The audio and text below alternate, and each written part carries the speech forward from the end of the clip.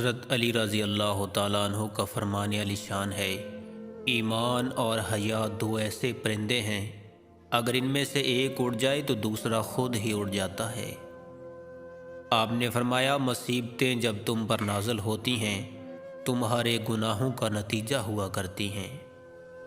حضرت علی کا فرمان ہے کہ زندگی جینے کے دو ہی راستے ہیں، بھول جاؤ انہیں جن کو معاف نہیں کر سکتے، اور معاف کر دو انہیں جن کو بھول نہیں سکتے۔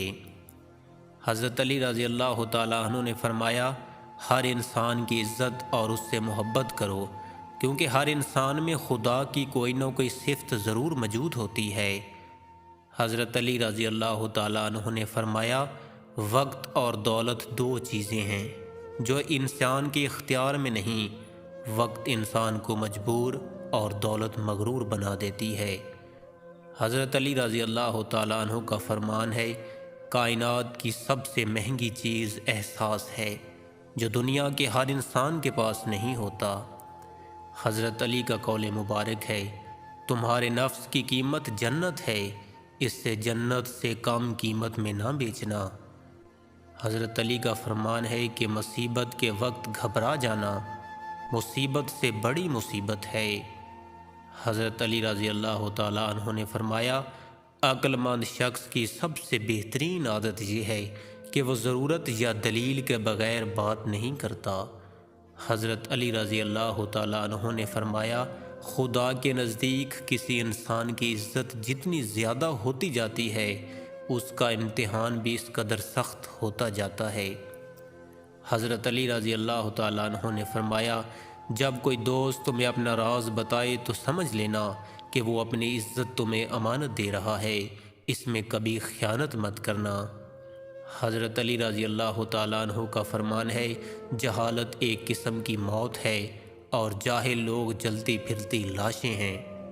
حضرت علی رضی اللہ تعالیٰ عنہ کا فرمان ہے، جس انسان کو غصہ زیادہ آتا ہے وہ انسان پیار بھی اتنا ہی زیادہ کرتا ہے اور اتنا ہی صاف دل رکھتا ہے۔ حضرت علی رضی اللہ تعالیٰ عنہ کا فرمان ہے، جب انسان کی عقل مکمل ہو جاتی ہے تو اس کی گفتگو مختصر ہو جاتی ہے۔ آپ نے فرمایا کہ تین رشتے بے نقاب ہو جاتے ہیں، بڑھاپے میں اولاد، مصیبت میں دوست اور غربت میں بیوی۔